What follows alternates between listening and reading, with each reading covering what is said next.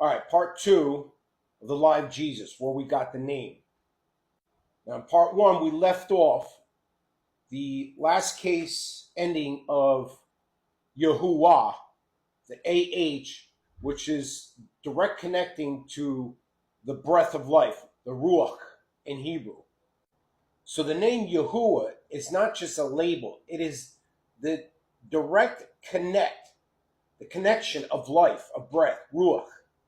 And it is the sound of life in itself. And when we speak of his name, we are exalting the life that he gives me. The Yahweh Uahe, Yahuah. The Ah is the sound of the Spirit. It is the breath and life that he gives us. We speak of it. And then with Ruach, the Ruach HaKadosh is the Spirit, the breath, the set-apart Spirit of Yahuah. So during the Babylon exile, around 570 BCE, we could see that the corrupted Pharisees have now swapped out the name, completely swapping out Yahuah for Yahweh. So in the title, as you can see, I forgot the H there. So it's Yahusah. And then, of course, for Yahweh is Yehweh. So what they do, they took out the sound of Ruach, the breath, Ah, and replaced it with Way, as in Yahweh. The case ending of Yahweh, the EH, has no association with the breath of life. It is a different vowel pointing. It points to something else, not breath. It is human alteration. It removes the breathly, life-giving quality of that name, which is in the Masoretic Judaism, the modern-day Square Script language pronunciation of the tetragrammaton YHWH, is where now we get the vowels, the Had, Yad-He, Vav-He, not Uah-He. Now look at the way in Yahweh, W-E-H, which is derived from the Hebrew root, H-A-Y-A-H, meaning to be. It is interpreted as a causative form, suggesting he who causes to be, or he who brings into existence.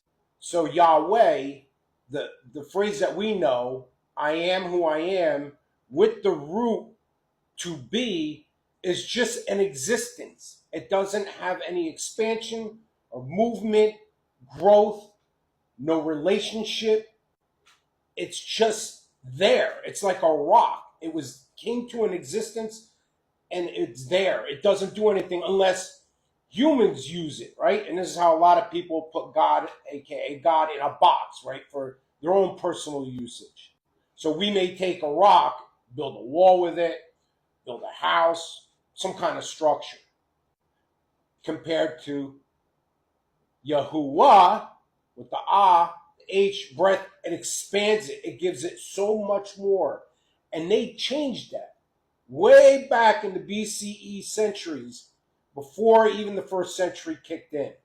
Now let's look at the Son, the Savior, the Messiah, or Mashiach. But remember, the Messiah is the Greek. It's a different Messiah. It's not part of the Hebrew root Mashiach. And that's another topic we're going to get into. But the Son's name, Yahusha versus Yeshua. Right? There's two separations here. Although those two correlate with some of the case endings, look what the comparison is. The beginning of the first Yeshua, Y-E, the rabbinical alteration. The rabbis and Pharisees purposely changed the Yah, which, remember, because the Yah is connected to that Yod, Y-O-D, which is the binding agent to everything, including truth, which is referred to the Almighty One of, this is Yeshuriel. Now, this is not the modern day Israel. It's a different topic we're going to get into. To Y-E, and then later on in I-E, E, which will follow into the Greek Isus. This is the corruption derived from the Masoretic text, which was created right after the Babylonian era. Now, this is gonna hurt, all right? This is gonna a lot of you are not gonna like what this is, but this is what it is. This is what, when you break it down, go back in history, you study the languages and break them down, and you'll find the meanings of them. So when they altered and changed Yahusha, the Son, and gave it the Y-E-S-H-U, Yeshu, it's a specific title. And when you put it in Yeshua, it is actually described as a curse. Yeshu is an acronym for the curse.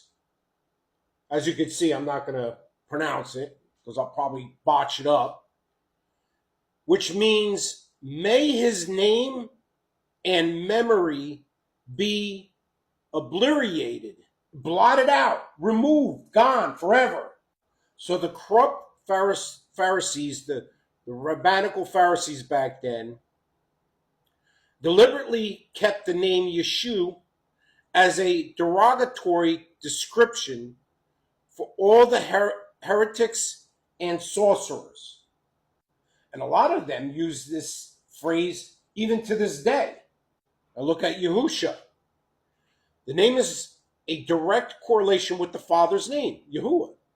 It is not a new name, but one that is in direct correlation from the Father's name. And this is where in John chapter 17, verses 6 and 11, state that I have manifested your name, the name you gave me.